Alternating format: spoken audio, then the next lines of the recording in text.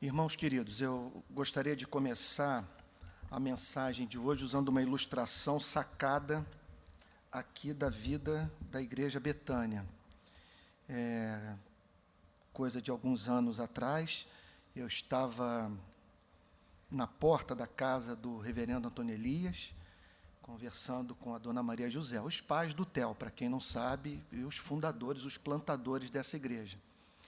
E aí, dona Maria José estava falando comigo sobre o estudo das Sagradas Escrituras. E ela me disse algo muito simples e que marcou para sempre a minha forma de lidar com o texto inspirado. Ela disse o seguinte: estudar a Bíblia é como contemplar um céu estrelado. Quanto mais você olha para o céu, mais estrelas você vê. E essa é uma das passagens das Sagradas Escrituras que mais destacam essa necessidade de nós lermos atentamente o texto das Escrituras Sagradas, porque é tanta quantidade de informação, riqueza, e apresentação de doutrina, e não há como você auferir benefício mais profundo desse texto, em razão dessa riqueza, sem essa dedicação ao exame minucioso do texto. Então, o que nós vimos da última exposição para cá? Que essa é uma passagem poderíamos chamar de doxológica. Trata-se de um texto de adoração a Deus. O apóstolo Paulo está aqui absolutamente encantado com o fato de se ver objeto daquele amor de Deus que o levou a separar, a escolher, a predestinar, a salvar sua igreja e conceder a ela toda sorte de bênção espiritual nas regiões celestiais em Cristo. Já fizemos uma análise, portanto, dos 6 primeiros versos. Gostaria agora de entrar, juntamente com a igreja, na análise do versículo 7, uma das passagens mais comoventes das Sagradas Escrituras. Observem que no verso 3, o apóstolo Paulo menciona o fato de Deus e Pai, do Deus e Pai de nosso Senhor e Salvador Jesus Cristo, ter derramado toda a sorte de bênção espiritual nas regiões celestiais em Cristo. Isso sobre a vida da igreja. No verso 4, ele menciona a bênção da eleição. Uma eleição que tem como objetivo nos tornar espiritualmente belos.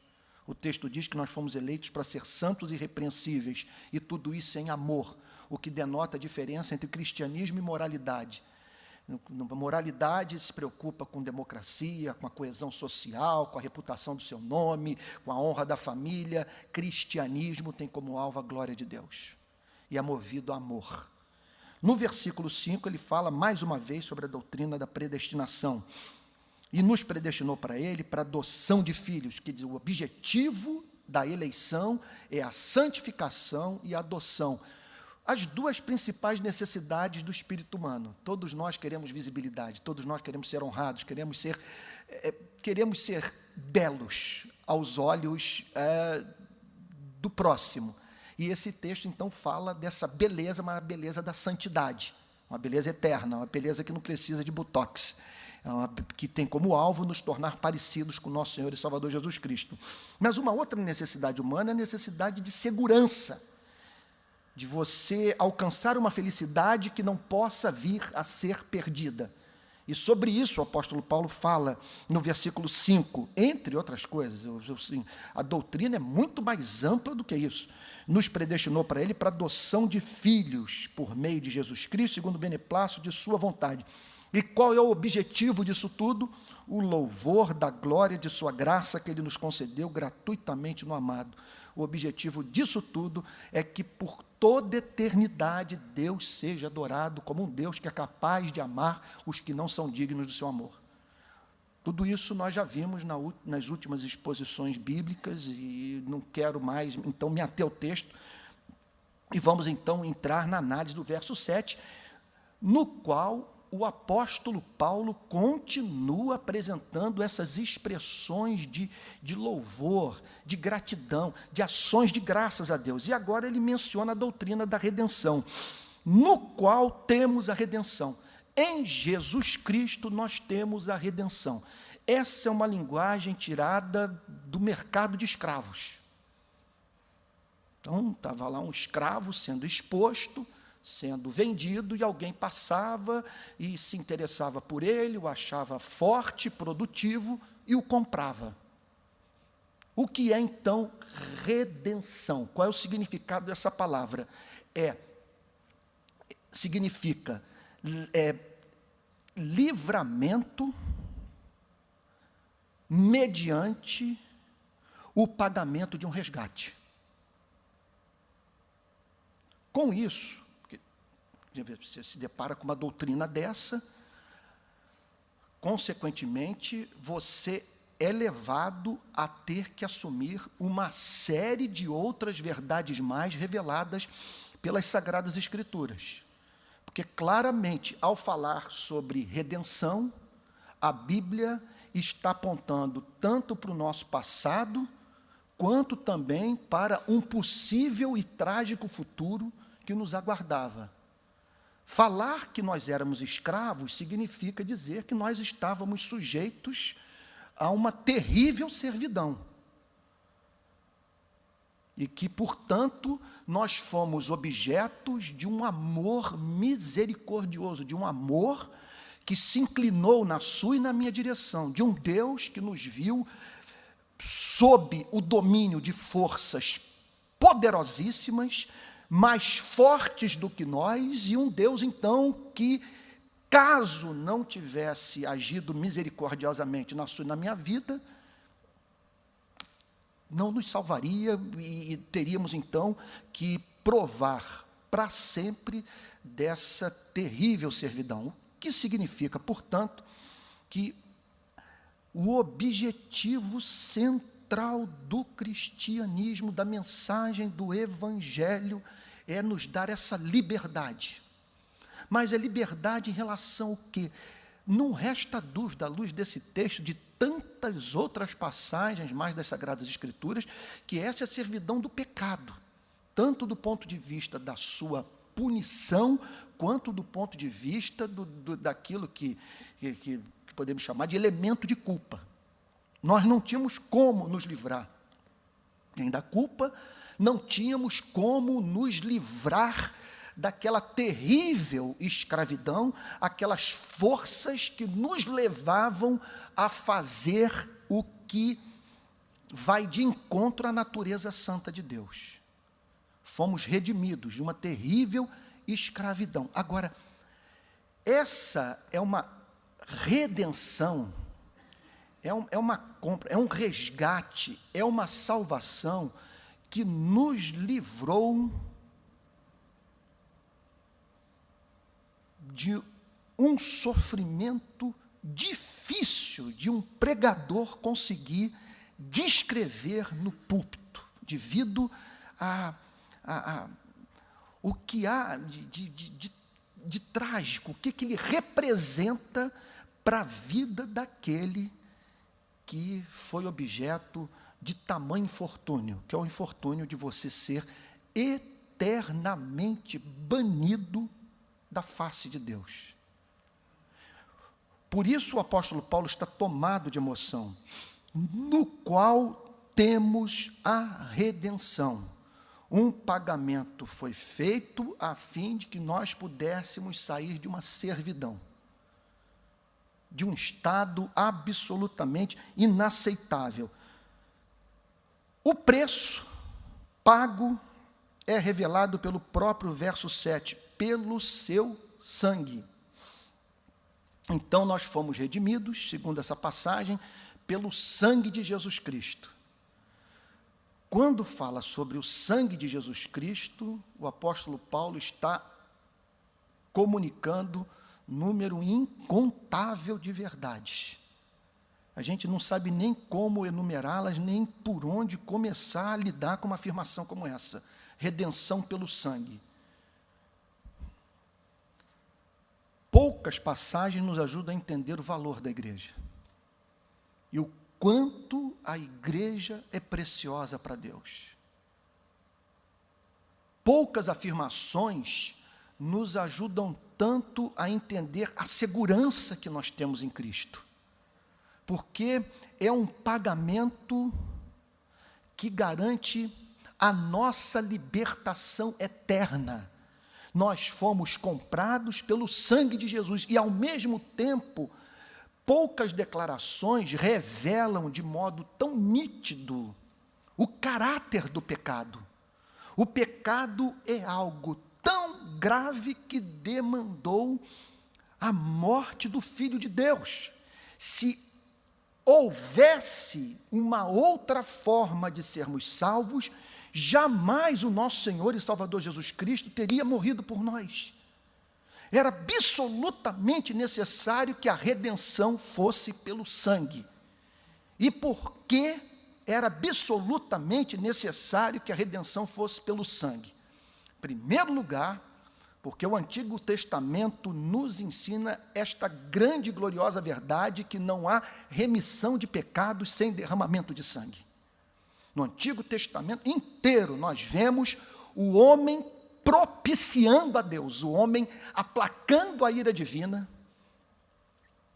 o homem restaurando a sua comunhão com o Deus contra quem havia pecado, mediante uma oferta, mediante um sacrifício cruento, mediante aquilo que os teólogos chamam de morte vicária.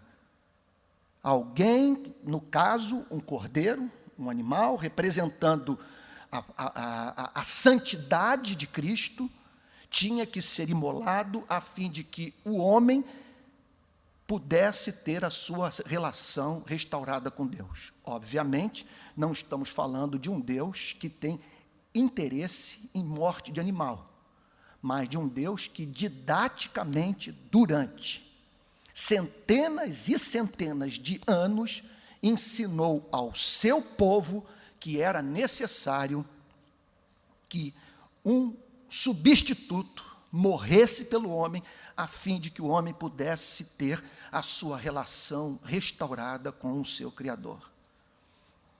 É muito importante nesse sentido, gente, que nós cristãos, na perspectiva de apresentar essa doutrina, nós tenhamos muito cuidado de não comunicar uma caricatura do que a Bíblia está querendo nos comunicar, tanto através dessa palavra, desse vocábulo, redenção, quanto através também do sentido da palavra pecado. Pecado na Bíblia, isso é de fundamental importância que nós saibamos comunicar naquelas ocasiões em que estamos querendo levar alguém a Cristo através da pregação clara do Evangelho de nosso Senhor e Salvador Jesus Cristo. O pecado não se trata de um Deus descontrolado, exigente, iracundo, cobrando do homem o que o homem não pode dar. Ou um Deus que exige da parte do homem a prática de idiotices a fim de que não se perca eternamente. A Bíblia nos apresenta um Deus santo, esse é o sentido da palavra pecado. Um Deus que cria o homem à sua imagem e semelhança e que o faz para reproduzir a vida que o próprio Deus vive. Qual é a vida que o próprio Deus vive? Uma vida de amor. O grande problema é que nós nos tornamos um fracasso no campo do amor. Essa é uma das formas mais eficazes de convencermos essa pessoa com a qual nós lidamos tão frequentemente no nosso dia a dia, que está imersa na chamada cultura moderna, ou na chamada cultura pós-moderna, e para a qual o sentido da palavra pecado não tem muito significado. especialmente em razão das suas conotações sexuais. E, em parte, abro um parênteses aqui para dizer, nós somos muito culpados por essa caricatura estar presente na mente de grande parte das pessoas com as quais lidamos. Porque nós banalizamos o conceito. Pecado significa não saber amar na presença de um ser que ama. Pecado é não fazer a vontade de Deus. Pecado é não corresponder às expectativas do que sustenta o nosso batimento cardíaco. De um ser santo. E de um ser que pede de nós o que é razoável, que nós amemos uns aos outros e que amemos a Ele com todo o nosso ser. E nós não conseguimos nenhuma coisa nem outra. Nós somos viciados em nós mesmos e ignoramos a Deus. Somos inimigos de Deus.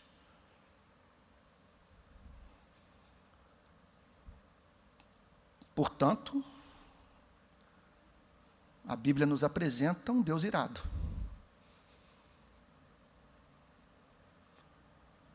Um ser santo,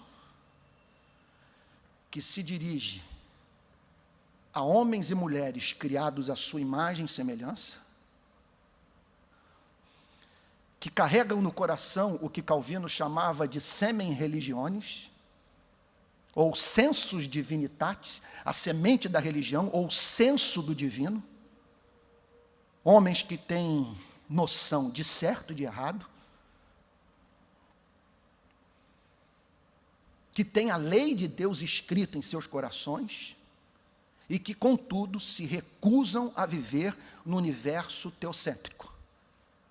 O grande sonho do homem é viver no universo antropocêntrico, em que a vontade do homem prevaleça. Por isso, nós precisamos de redenção. E isso deixava o apóstolo Paulo encantado.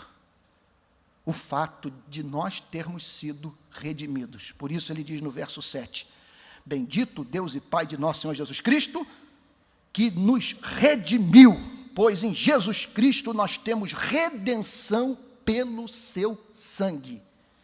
Quando fala sobre redenção pelo seu sangue, está falando da mais profunda satisfação para os nossos pecados, daquilo que de fato propicia a Deus. Isso é muito importante também de ser frisado, gente. É óbvio que nós estamos precisando de avivamento nesses dias, e uma das razões pelas quais estamos precisando de avivamento tem a ver com o fato de não estarmos comunicando o Evangelho para a nossa geração. Não é comunicar o Evangelho e dizer que o homem é feliz e que Jesus Cristo torna que o homem é infeliz e que Jesus Cristo torna feliz. Evangelho é dizer que o homem encontra-se em estado de perdição e a cada dia se aproximando de algo do qual ninguém vai poder escapar. Aquele dia em que Deus vai chamar homens e mulheres para prestarem contas do que fizeram com suas vidas. E o negócio faz muito sentido. Esses dias eu apresentei esse conceito para 2 jornalistas de mentalidade bem pós-moderna, suíços, e eles ficaram mudos. Disseram, isso faz sentido. Quando eu usei a ilustração de Francis Schaeffer. Francis Schaeffer, numa de suas metáforas, se não me falha a memória em Deus, no livro Deus que Intervém, ele compara o homem como um ser que tem um gravador pendurado no pescoço. E cuja tecla de gravação é pressionada por Deus em cada momento que nós tecemos um comentário de natureza moral sobre a vida de alguém. Fulano é corrupto. Você é ingrato. Nunca vi uma pessoa mais vaidosa do que você. Então, vai apertando o botão. Você é avarento. Você não se preocupa quando esse botão está sendo apertado. Aí o que Francis Schaeffer diz? Que no dia do juízo final, Deus vai tocar na tecla play. E vai botar você para ouvir tudo o que você falou para as pessoas. E uma pergunta será feita. À luz dos seus próprios valores morais, do que você a vida inteira exigiu das pessoas, como você viveu? Eu vou dizer uma coisa para você. Se isso não o embaraça agora, você está precisando de grande iluminação espiritual. Porque nós não vivemos nem mesmo dentro desses parâmetros bastante mesquinhos que nós estabelecemos para a nossa vida, e em especial para a vida de pessoas com as quais nós nos relacionamos. Em outras palavras, nós precisamos de redenção. E o texto diz que nós fomos redimidos pelo sangue de Jesus Cristo. A mensagem é linda. Em todas as religiões, o homem é apresentado trazendo uma oferta nas mãos para comprar o favor da divindade. No Evangelho, Deus é o ofertante. Deus oferece o seu único filho. O que é o Evangelho? O Evangelho é Deus olhar para essa rebelião, para essa decisão que nós tomamos de viver em função de nós mesmos, negociando a verdade, passando por cima das pessoas, ignorando Deus. É Deus pegar, então, essa ira, essa justa indignação, essa expressão da sua indignação santa, e em vez de direcioná-la a nós, na forma da manifestação da sua ira, ele a desvia de nós e a traz para si mesmo, punindo os nossos pecados nele, na pessoa do seu único filho, para satisfazer a si mesmo. Porque de maneira nenhuma ele pode negar a sua natureza santa. Era necessário que o perdão fosse justo, por isso que a redenção é pelo sangue. E, meus amados irmãos, nós temos que ensinar isso para a nossa geração. Isso tem que ser pregado. Com muita sensibilidade cultural,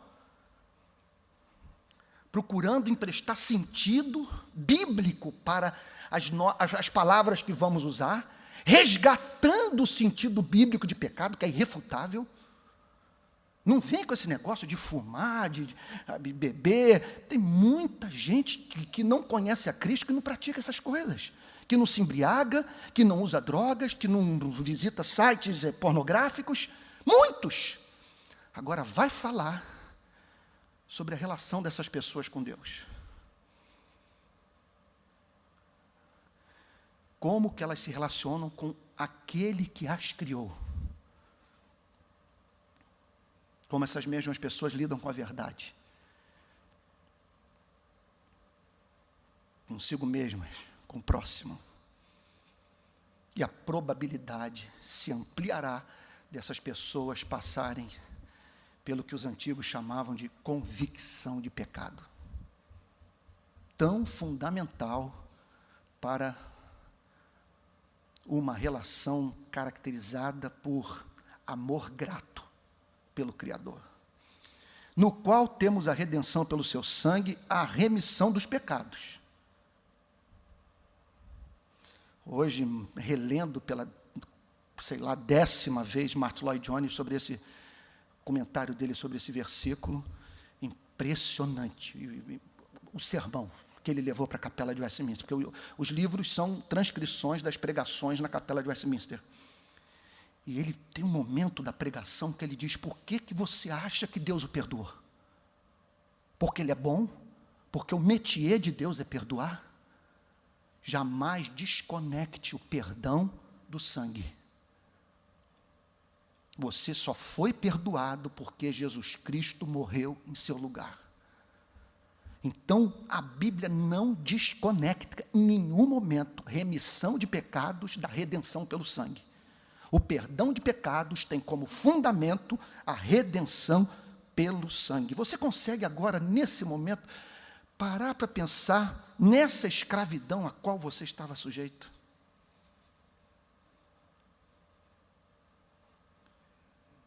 E o que significou essa redenção para a sua vida? Para onde você caminhava? Você imagine a tecla play da sua vida ser pressionada no dia do juízo final sem que você tenha um advogado. Sem alguém que naquele dia intervenha e diga: contudo, ele foi comprado pelo meu sangue, o meu espírito o humilhou, ele tremeu diante da minha santidade revelada na minha lei, se arrependeu dos meus pecados, dos seus pecados, e foi acolhido por mim na família do Pai. Pronto. No qual temos a redenção pelo seu sangue, a remissão dos pecados, segundo a riqueza da sua graça.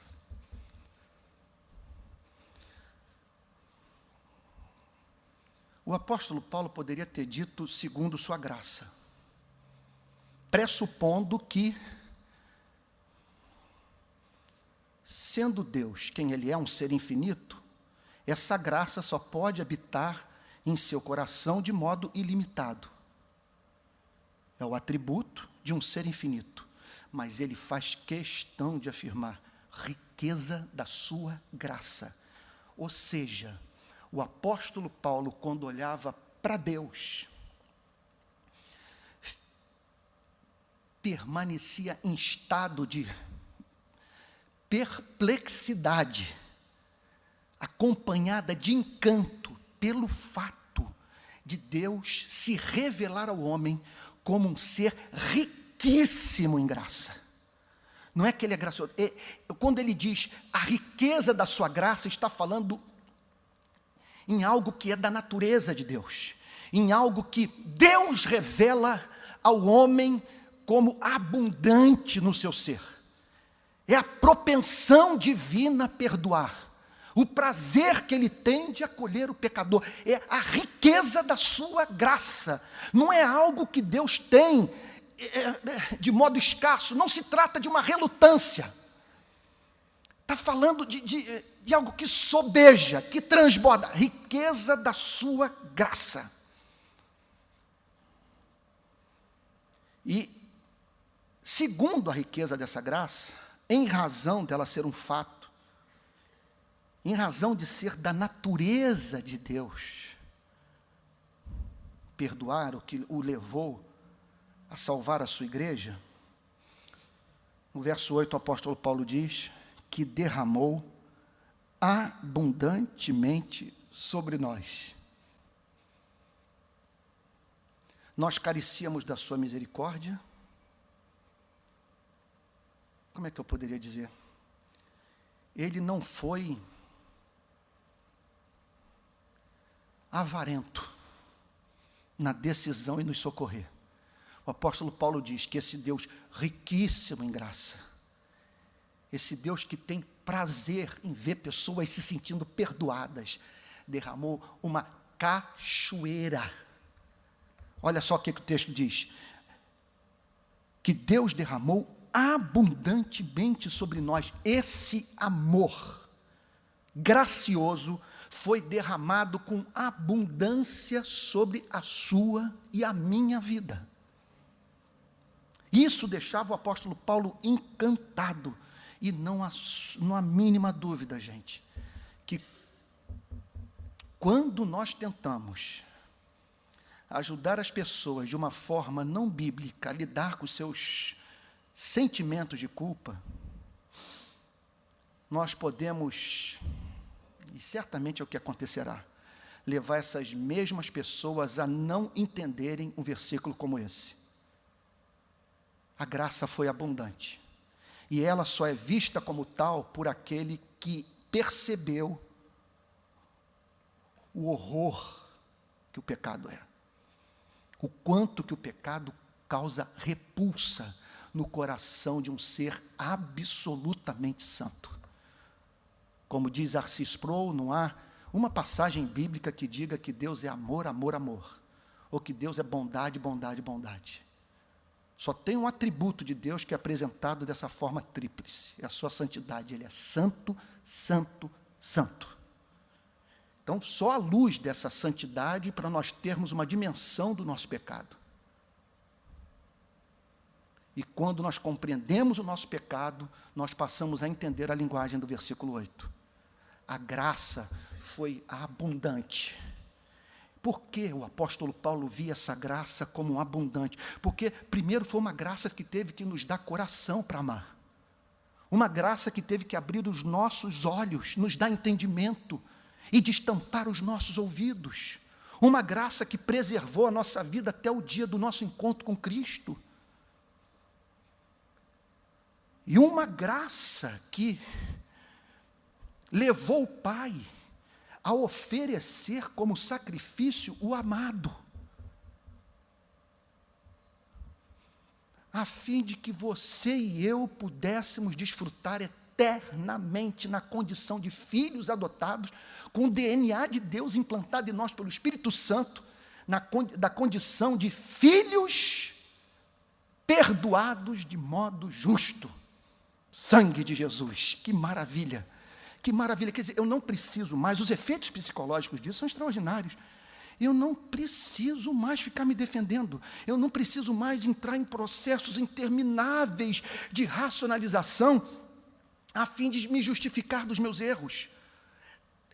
Estando minha vida psicológica fundamentada nessa redenção pelo sangue, eu sou livre para lidar com a minha loucura, com a minha propensão ao egoísmo, à vaidade, ao comportamento infantil, e assim abrir na minha vida, mediante essa honestidade baseada no amor incondicional de Deus, para ser curado, para ser transformado, santificado e tornado parecido com Jesus. Irmãos queridos, mas o mais encantador são as palavras que ele usa no final do verso 8. Ele destaca duas operações do Espírito Santo, na sua e na minha vida, que eram indispensáveis para que você e eu pudéssemos ser salvos. Nós precisávamos de sabedoria, que no original grego significa conhecimento. William Hendricks diz que é um conhecimento acompanhado da capacidade de aplicar o que se sabe à vida. Nós precisávamos de informação. O que o texto está dizendo é que Deus comunicou a nós sabedoria, e junto com sabedoria, Deus aplicou a sua e a minha vida essa operação da graça que ele chama de prudência. Infelizmente, uma palavra mal traduzida para a língua portuguesa. Porque para nós prudência tem o sentido de evitar na vida correr riscos desnecessários. Só que quando você examina os textos do Novo Testamento em que a palavra prudência aparece, você é levado à compreensão que o apóstolo Paulo está falando de uma outra coisa. O apóstolo Paulo está falando sobre uma capacidade dada pelo Espírito. Na verdade, é um sentido novo que o homem natural não tem, que poderia ser traduzido por perspicácia. É algo que envolve o entendimento e os afetos. É um passo além do conhecimento. É o conhecimento acompanhado da percepção de você ver excelência na verdade. Por exemplo, esta mesma palavra aparece em Romanos capítulo 8, versículo 5. Vejam comigo Romanos 8, verso 5. Quando o apóstolo Paulo diz assim: porque os que se inclinam para a carne cogitam das coisas da carne. A palavra inclinar no grego é a mesma que está sendo usada aqui para prudência. O que o apóstolo Paulo está falando em Romanos 8, 5? Que os que se inclinam, os que têm predisposição para a carne, os que têm prazer na carne, os que sofrem desta compulsão para se sujeitarem à pressão da carne, esses então se inclinam para as coisas da carne e odeiam o que é do Espírito. Então o apóstolo Paulo está falando de uma predisposição, de uma inclinação. Qual é a palavra que os teólogos costumam usar? Tem uma palavra, eles falam sobre, e eu amo muito esse conceito, ele está bem presente, especialmente nos escritos do apóstolo Paulo. É uma disposição. Puxa, como é que eu poderia dizer? É alguma coisa para a qual a sua alma está vendida.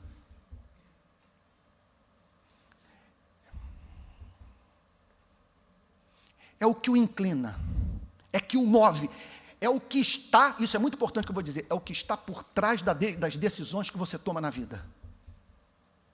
É a inclinação básica do seu coração. É o que o move numa direção. Vocês estão lembrados da ilustração de Lutero, que a vontade humana pode ser comparada a um cavalo. Dependendo de quem estiver cavalgando esse cavalo, dependendo do cavaleiro, o cavalo vai para uma direção, vai para outra.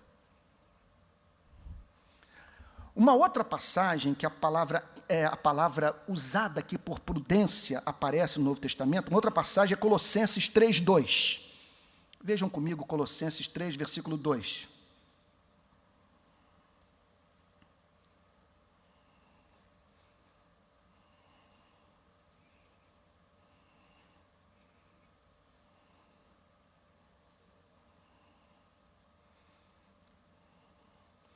Pensai, porque, portanto, fostes ressuscitados juntamente com Cristo, buscai as coisas lá do alto, onde Cristo vive, assentado à direita de Deus, pensai nas coisas lá do alto, não nas que são aqui da terra.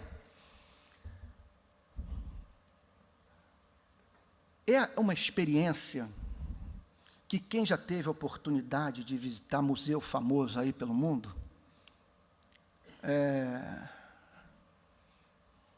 já pode ter vivido com um companheiro ou outro de viagem. Você entra no Museu do Louvre, por exemplo, está lá em Paris, vamos ao Louvre. E a pessoa acha aquela hora passada ali um negócio completamente insuportável. O coração dela está na Galeria Lafayette, está lá no Shopping Center. É completamente desprovida de senso artístico. Ela não tem a capacidade de apreciar a beleza de uma obra de arte. Gente, essa é uma passagem, quando o texto diz que Deus derramou sabedoria e prudência e perspicácia e sensibilidade, mais importante que isso, a capacidade de perceber a excelência das coisas.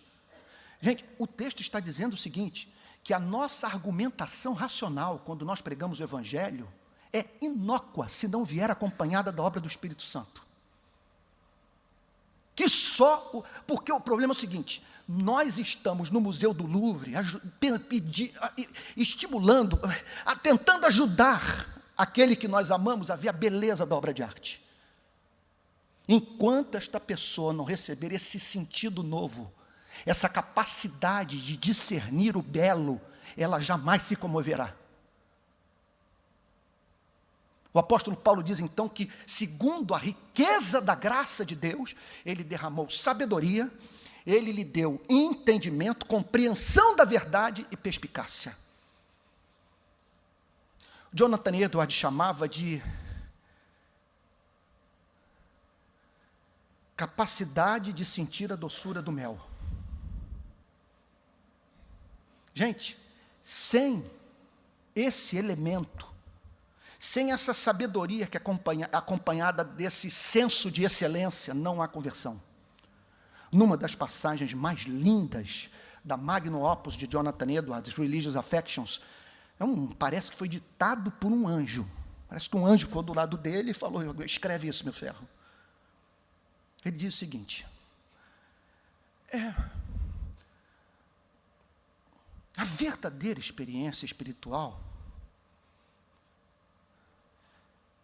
tem como característica o conhecimento de Deus acompanhado da percepção da excelência de Deus.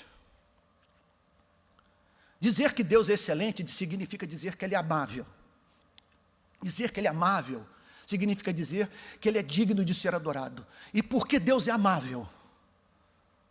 Porque Ele é excelente. Porque ele deve ser objeto do nosso culto, da nossa adoração. Aí Jonathan Edwards pergunta, seria por causa da sua sabedoria? Do seu conhecimento infinito? E ele responde, não. Não necessariamente, não exclusivamente. Porque nós não amaríamos um demônio onisciente. Seria por causa da sua onipotência? Ele, na mesma linha de raciocínio, ele diz, certamente não. Porque nós não amaríamos um ser que usasse do seu poder para destruir vidas inocentes. Então, por que ele é excelente? Aí Jonathan Edwards diz, ele é excelente porque ele é santo. Ele é excelente porque ele não é apenas onipotente, onipresente, onisciente, ele não é apenas autoexistente, imutável, eterno. Ele é santo, ele é justo, ele é bondoso, ele é leal, ele é misericordioso, ele é gracioso, ele é paciente. Nós o amamos porque ele é santo e por isso o culto consiste em contemplá-lo na beleza da sua santidade.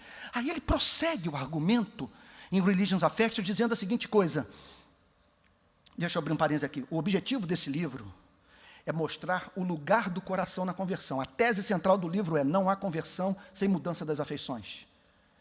Se no seu coração não brotarem sentimentos tais como amor, gratidão, zelo, temor, você jamais se converterá. Jamais viverá o cristianismo. E aí ele diz por quê? Porque as demandas do reino são de tal magnitude, você só conseguirá vivê-las se suas afeições forem tocadas pelo Espírito Santo. Sem zelo, sem temor, sem gratidão, sem amor, você jamais vive o reino de Deus. Aí ele diz, e é a percepção dessa excelência que faz com que o iletrado, o pobre, que nunca leu um tratado de apologética, jamais estudou arqueologia bíblica, pode se certificar de que a Bíblia é a palavra de Deus. Como que essa pessoa sabe que Jesus Cristo é o caminho? Que o Evangelho é a revelação do amor perdoador de Deus? Que Jesus Cristo é o Filho de Deus? Essa pessoa nunca passou por uma universidade, nunca fez um curso de filosofia, nunca leu um tratado de apologética, não conhece nada sobre arqueologia bíblica. Como que ela pode saber que a Bíblia é a palavra de Deus? E ele responde pelo contato com essa beleza, essa obra do Espírito Santo, que o apóstolo Paulo chama aqui de prudência, mal traduzido, infelizmente. Esse senso dado pelo Espírito, que lhe permite ver excelência na verdade. É incrível, você vai num culto, você tem um culto como nós temos aqui na Betânia aos domingos. De um lado, uma pessoa olhando no relógio, não vendo a hora da coisa terminar, pensando no jantar, dos gols do Fantástico. E do outro lado, o outro que não consegue se controlar em lágrimas. E isso não é uma questão de sofisticação intelectual, de você ter passado por uma universidade, por você ter lido os clássicos da filosofia. Não é neurônio. É a presença desse elemento, que é o que falta ao não cristão. O não cristão não tem isso.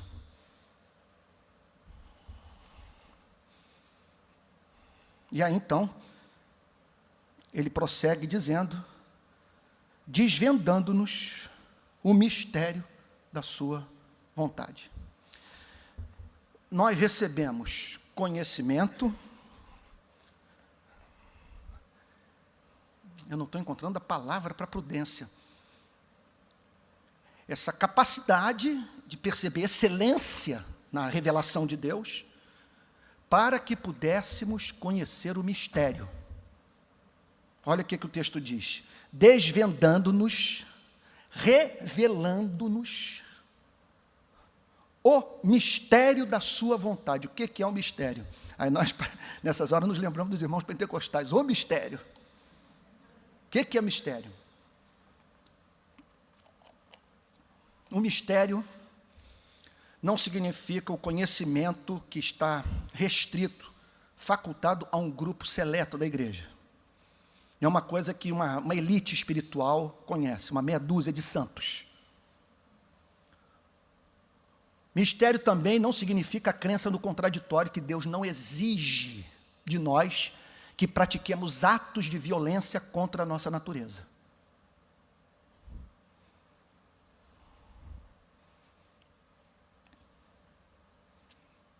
Mistério é aquilo que a mente humana não pode conhecer, exceto se Deus revelar.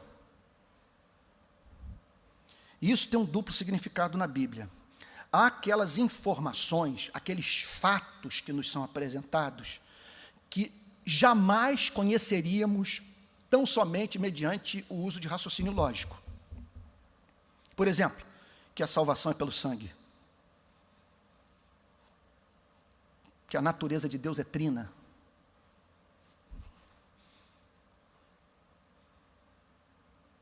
Que um dia nós vamos morar no céu.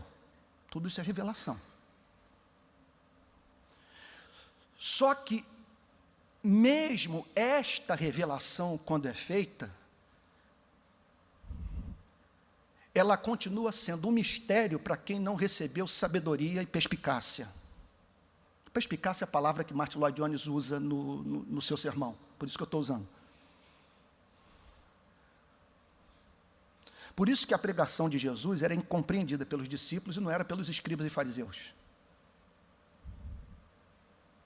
Por isso que quando o apóstolo Pedro disse, tu és o Cristo, filho do Deus bendito, o Senhor Jesus respondeu, bem-aventurado és, Simão Bajonas, porque não foi carne nem sangue quem tu revelou essas coisas, mas o meu Pai que está nos céus. É por isso que a Bíblia diz que as coisas do Espírito são loucuras para o homem natural, porque elas se discernem espiritualmente.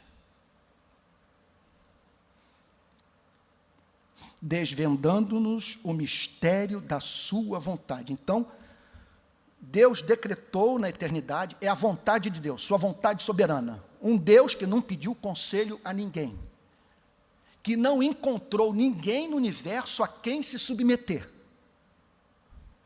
Um Deus que agiu de acordo com o conselho da sua vontade. Esse Deus, na eternidade, e alguém já perguntou, parece que foi para Agostinho, que alguém perguntou, e o que Deus fazia na eternidade antes de criar os mundos? Agostinho respondeu, preparava o inferno para os curiosos. Eu sei lá, não me venha com pergunta que eu não fui habilitado a responder. O que sei é que na eternidade, antes da criação, não me peço para explicar isso, do tempo e do espaço, quando só havia comunhão eterna do Pai, do Filho e do Espírito Santo, essa mútua contemplação e comunicação de amor, Deus decretou operar na história, que seria levada a cabo por ele minuciosamente de acordo com o seu decreto eterno, santo, sábio, imutável. Que vontade é essa? Desvendando-nos o mistério da sua vontade. Ele está dizendo que a igreja tem uma informação que ninguém mais tem. E é uma informação que encanta a igreja, que comove a igreja, que faz os demônios ranger os dentes. Desvendando-nos o mistério da sua vontade, segundo o seu beneplácito, segundo a sua boa vontade, aquilo que Deus faz com prazer, segundo o seu bom propósito, segundo, quer dizer, aquilo que traz alegria no coração de Deus em operar. Então ele desvendou o mistério da sua vontade, segundo o seu beneplácito, que propuseram em Cristo, alguma coisa que ele decretou que tem a ver com a pessoa de nosso Senhor e Salvador Jesus Cristo. Então, o que ele decretou na eternidade, e que por causa da sua graça, revelou à igreja, esse mistério, que Sócrates, Platão, Aristóteles jamais teriam acesso, apesar de toda a capacidade intelectual desses gênios, pois trata-se de informação que o homem só pode ter acesso se o Deus soberano o quiser revelar. E o que Deus revelou à sua igreja? Que segredo é esse? Que mistério é esse? Aí ele diz, verso 10, de fazer convergir nele. A palavra convergir no grego tem o sentido de unir novamente, de reunir. O que significa, portanto, que houve uma desunião? De fazer convergir em Cristo. Não há passagem na Bíblia que mais nos ajude a entender o que sofreu esse desarranjo e que precisa ser harmonizado novamente sobre a liderança de Cristo. Não há passagem que nos ajude mais a entender essa doutrina do que Colossenses 1, versos 15 e 19. Vejam comigo, Colossenses 1, 15 a 19. Ele é a imagem do Deus invisível, está falando sobre Jesus, o primogênito de toda a criação, aquele que na condição de primogênito é herdeiro de todas as coisas, filho mais velho, pois nele foram criadas todas as coisas. Olhem só como que claramente a Bíblia ensina que houve um tempo na história do cosmos, vamos assim dizer, em que reinava uma harmonia em Cristo. Olha o que o texto diz: pois nele foram criadas todas as coisas, nos céus e sobre a terra, as visíveis e as invisíveis, sejam tronos, sejam soberanias, quer principados, quer potestades, tudo foi criado por meio dele e para ele. E esses dias, um teólogo desses que entra na meia-idade e perde o juízo, resolveu condenar a teologia calvinista, dizendo que a teologia calvinista apresenta um Deus orgulhoso, que um Deus que quer, olha que loucura, um Deus que quer que todas as coisas sejam feitas para a glória dele. Mas podia ser diferente? Um ser santo e infinitamente sábio vai estabelecer o plano mais glorioso para alcançar a meta mais excelsa. E como não há ser mais excelso do que ele no planeta, ele não pode criar todas as coisas para outro propósito que não seja a glória do seu nome. E eu fico feliz de ver esse ser amabilíssimo fazendo com que todos os seres inteligentes o amem e o cultuem.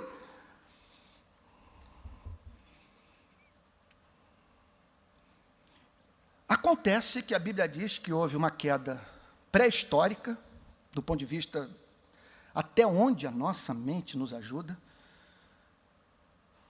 do ponto de vista da história da humanidade, envolvendo uma rebelião inexplicável, sobre a qual a Bíblia pouco fala, que representou anjos se transformando em demônios, sob a liderança de um ser chamado Lúcifer. E que, consequentemente, conseguiu levar os nossos pais a odiarem a Deus, a chamarem de Deus de arbitrário e caprichoso. Aí a Bíblia diz que surgem cardos e abrolhos,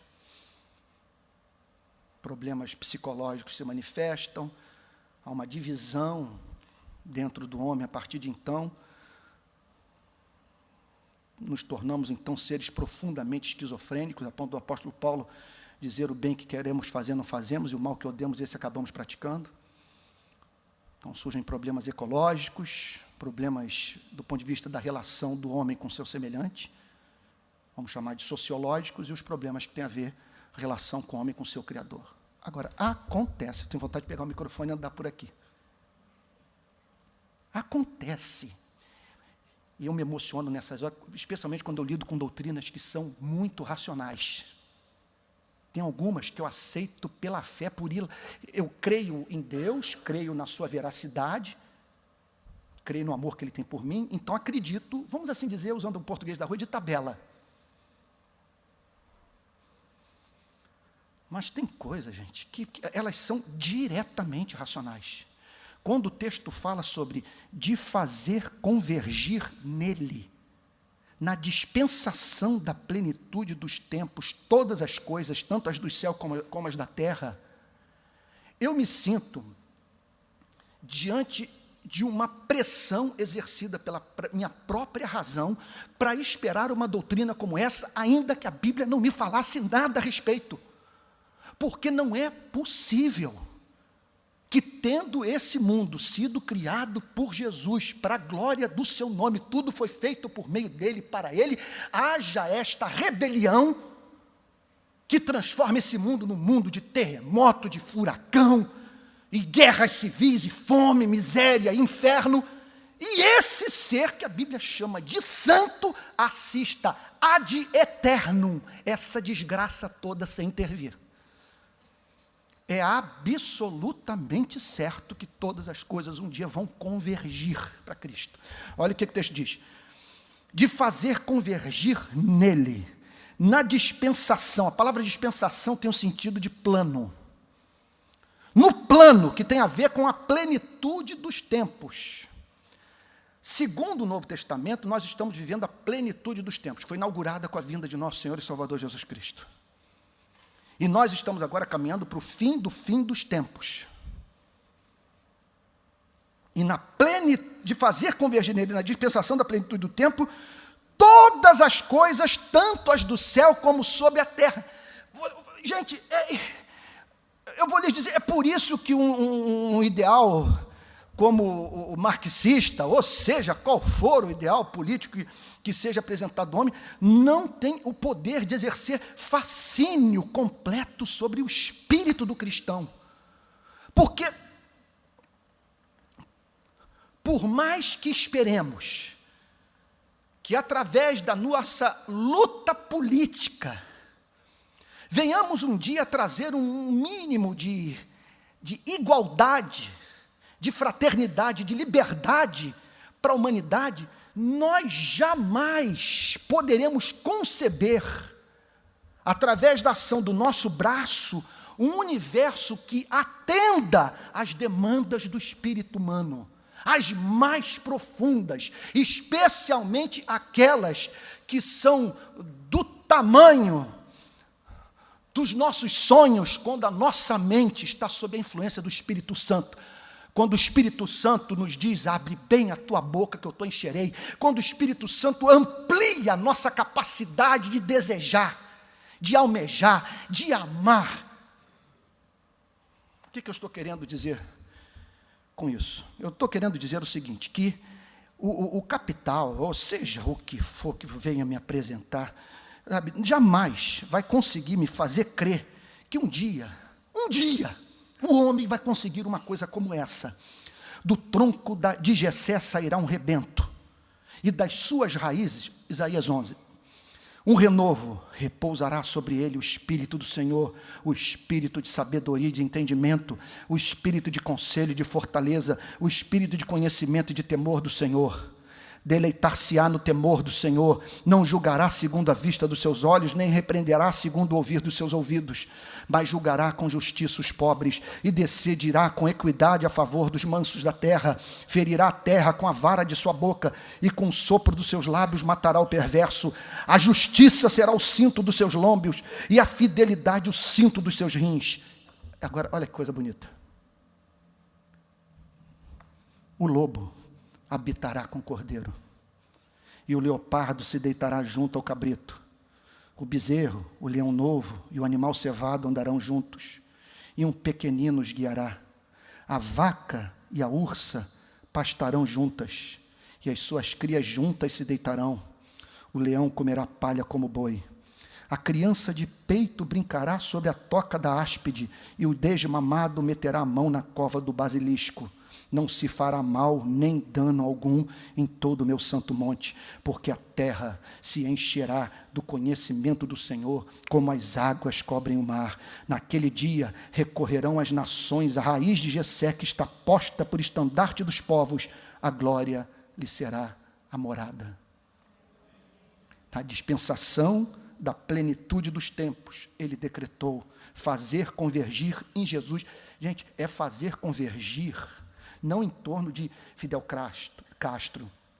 Não estou falando de fazer convergir para se submeter à liderança de Pinochet, de Mao Tse-tung, de Idi Amin Dada. Todas as coisas convergirão para aquele que é leão e cordeiro, todo poderoso. A porta que ele fecha, ninguém abre, a porta que ele abre, ninguém fecha, mas que é doce, que é humilde de coração, que é amoroso, que se inclina para socorrer o abatido. Um dia, todas as coisas estarão sob o governo consciente desse ser amabilíssimo, do amado do Pai, da segunda pessoa da Santíssima Trindade, daquele que nos amou, que a si mesmo se entregou por nós. O que é avivamento, gente? O avivamento são essas mensagens todas essas verdades, um texto como esse se tornar vivo, do Espírito Santo nos ajudar a provar a excelência de uma quantidade extraordinária como essa, de manifestação concreta do amor de Deus pela sua igreja, de fazer convergir nele, na dispensação da plenitude dos tempos, todas as coisas, tanto as do céu como as da terra. Isso envolverá o nosso corpo, envolverá as nossas relações, isso envolverá a vida dos animais, que são apresentados em Apocalipse capítulo 5, junto com os anjos, arcanjos e querubins, a igreja triunfante adorando a Deus. Que coisa impressionante, gente. O universo todo vai ter que se curvar diante dele e dizer que Jesus Cristo é o Senhor. Gente, uma das lutas que eu tenho na minha vida é uma batalha sem trégua, com uma melancolia espiritualmente provocada. Acho que é usando aqui as palavras de Jean Guiton, é um demônio, mas que acabou virando meu grande companheiro, porque esse danado que me leva para ver as desgraças da vida, que me machucam, me faz ter sede da palavra, e de me debruçar sobre esse livro, e apreciar cada promessa, e procurar o conhecimento de Deus, e ser exato nas minhas conversões, porque Ele não me dá sossego. Então vira e mexe. É o terremoto no Nepal, 5 dias debaixo daqueles destroços, 1 bilhão de miseráveis. Tente contar aí de 1 a 1 bilhão. 1 bilhão vivendo na miséria. Você sabe o que é isso? 1 milhão que hoje estão olhando para o céu. Vai chover? Não vai chover? Virá seca? Não virá seca? Porque eles dependem da colheita para sobreviver. Não tem hospital, não tem televisão, não tem celular, não tem escola, não tem nada. Estão lá embrenhados naquelas florestas africanas, entre a vida e a morte. Há mais 1 bilhão que está na primeira escada. Tem os miseráveis e tem aqueles que se encontram em estado de pobreza. Eles ganham para comer, mas não vivem. Tem os que se encontram em estado de pobreza relativa, milhões e milhões. Comem, mas não têm acesso ao hospital, não têm acesso à educação de qualidade, vivem em cidades violentas. E o que falar dessa cultura e dos valores, da forma como as pessoas lidam com Deus, o que a igreja faz com o Evangelho? Eu não sei como que é com você, eu preciso, todos os dias, pegar esse versículo 10 e trazer para a minha memória. de fazer convergir nele, na dispensação da plenitude dos tempos, todas as coisas, tanto as do céu como as da terra. O meu Deus é soberano, o seu plano é infalível, sua vontade vai ser cumprida, e nós o glorificaremos por toda a eternidade, como Deus, que na sua sabedoria infinita, usou até mesmo dessas desgraças, para nos trazer um bem, que não nos chegaria de uma outra forma. Pois assim Ele o quis, e a Ele toda a honra, toda a glória e todo o louvor. Então o que nós vemos aqui, antes de entrar aqui para interagirmos um pouco? Gente, é tudo estonteante. Eu olho para o passado, eu me deparo com a eleição. Eternamente amado. Eu olho para o presente e me vejo na condição de filho, redimido, resgatado, perdoado. E olho para o futuro e vejo todas as coisas reunidas em torno do que mais me ama. Daquele que, quando foi para a cruz, foi pensando em mim. Repito as palavras que eu disse na segunda-feira anterior a essa, que eu tive aqui a honra, que a Igreja Betânia me concede pregar. Uma pessoa me procurou depois do culto, dizendo: o que o senhor quis dizer ao usar a palavra desgraça, quando eu falei a desgraça do cristianismo, é para apresentar esse mundo? Porque, o que eu estava querendo dizer? Que uma vez que eu tenha contato com esse capítulo 1, eu me recuso a viver em outro tipo de universo. E aí eu sou levado a dizer que eu não posso acreditar que Deus cometeria tamanha perversidade comigo, de fazer com que o homem inventasse um Deus mais lindo que o Deus real.